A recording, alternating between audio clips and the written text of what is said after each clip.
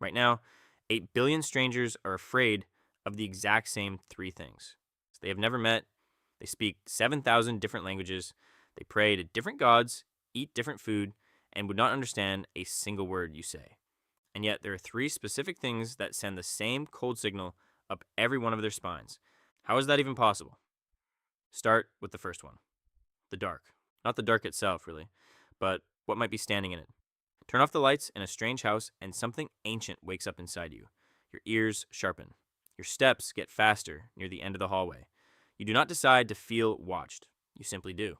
Why would a grown adult, safe behind a locked door, still feel hunted by an empty room? Here's the second one, falling. Stand near the edge of a high cliff, and your own body turns against you. Your stomach drops. Your legs go light. Some quiet voice begs you to step back, even when you're perfectly safe. And the third one is the strangest of all, being left alone. Not a calm afternoon by yourself, but being cast out, abandoned, the exact moment a group turns its back and walks away without you. Now, notice something almost too strange to be a coincidence. Every culture that ever existed invented monsters. And when you line those monsters up, they are mostly the same three monsters. There's always a thing that hunts in the dark.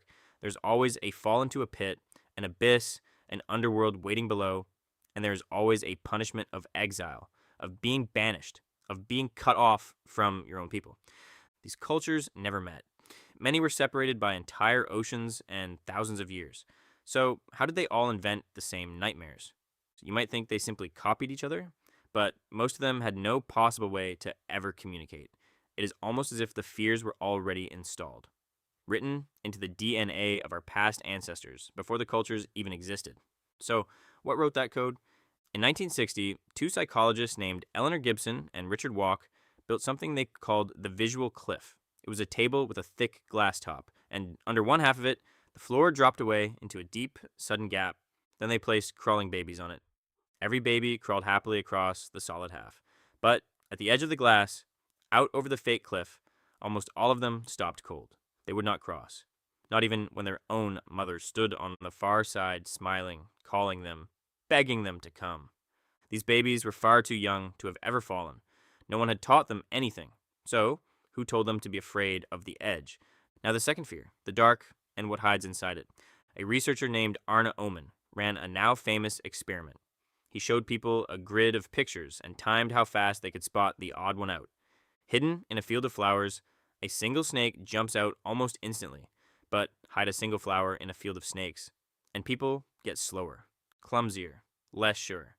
Your brain has a dedicated fast lane for the snake, a shortcut that skips your slow thinking mind entirely.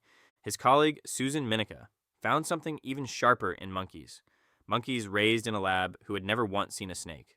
Felt nothing when shown one, but let them watch just one other monkey react in terror, and they learned to fear snakes instantly for the rest of their lives. Here is the twist. When she tried to teach those same monkeys to fear a flower in the very same way, it would not stick.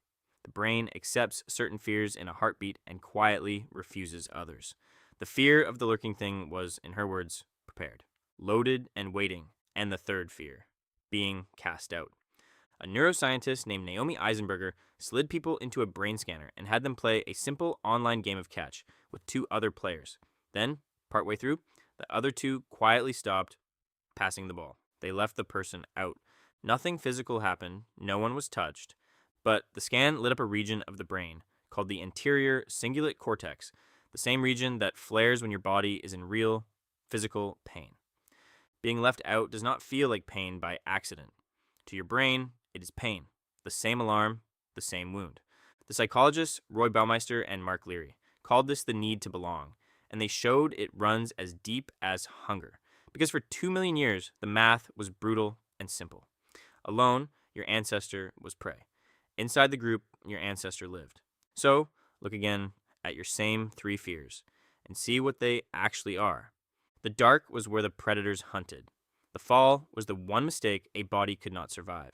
And being a cast out of the group was a slow, certain death sentence in a world full of teeth. These are not random phobias. They are the three ways your ancestors most often died.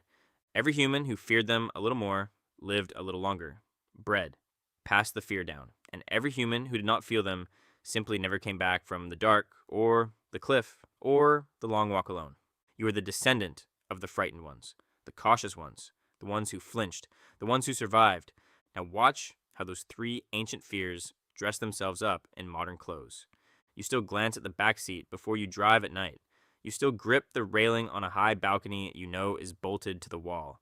And you still feel that small, hot drop in your chest when the group chat goes silent, when a message sits unread, when everyone seems invited except you. A horror film in any country on earth reaches for the same three buttons: a thing in the dark, a terrible drop, a person utterly alone, with no one coming. Why do those three never stop working? Because they were never really about snakes or cliffs or empty rooms. They're about staying alive inside a body that still remembers a world you have never seen. So, next time, when one of them finds you, that fear is older than your name, older than your language. It is the quiet voice of 10,000 grandmothers who survived long enough to make you. Right now, 8 billion strangers are being protected by the exact same three fears, and not a single one of them remembers why.